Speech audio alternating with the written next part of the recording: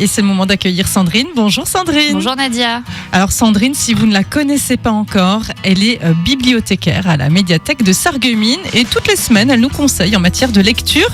Aujourd'hui, c'est une lecture plutôt un roman pour jeunes adultes.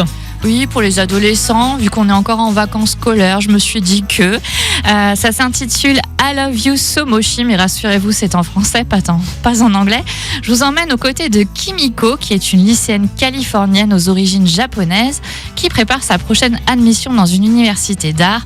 Mais depuis des mois, l'adolescente est incapable de dessiner quoi que ce soit. Alors pour se changer les idées, elle profite de l'invitation de ses grands-parents qu'elle n'a jamais vus à venir passer des vacances au Japon. Elle a bien raison. Ah bah oui. À Kyoto, Kimiko s'intègre parfaitement et profite de chacune de ses journées. Sa rencontre avec Akira, un étudiant, va d'ailleurs lui donner des petites ailes. On suit le cheminement de la jeune fille et sa passion nouvelle pour la création de vêtements qui s'accentue au fur et à mesure de son séjour. Et ce nouvel engouement va d'ailleurs lui permettre de tisser des liens avec sa grand-mère. I Love You So Moshi, je vais y arriver, a été écrit par Sarah Kuhn et c'est une lecture totalement dépaysante, pleine de douceur. On y découvre toute la splendeur du Japon au moment du printemps. Les cerisiers. Voilà, les cerisiers en fleurs, les havres de méditation, les fameux mochi qui sont des pâtisseries renommées sur place. Je ne sais pas si tu as déjà goûté. On en trouve dans c'est un petit peu... c'est tout mou. C'est tout mou, oui, ouais. C'est tout mou. Je ne suis pas fan, mais moi bon. non plus. L'autrice évoque aussi le passé compliqué des Japonais qui ont immigré aux États-Unis durant la guerre et leur difficile retour à la maison. Et elle est bien placée pour en parler puisqu'elle a elle-même des grands-parents japonais.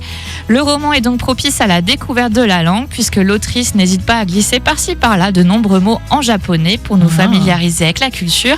Ainsi, si jamais pendant ce week-end de Pâques vous voyez votre mamie, vous pourrez lui dire Obasan parce que ça veut dire grand-mère en japonais. Obasan. Obasan. Ah ben, je sais pas si je le prononce bien, mais... Oui, c'est toujours ça le problème en fait. Oui. On ne sait pas trop.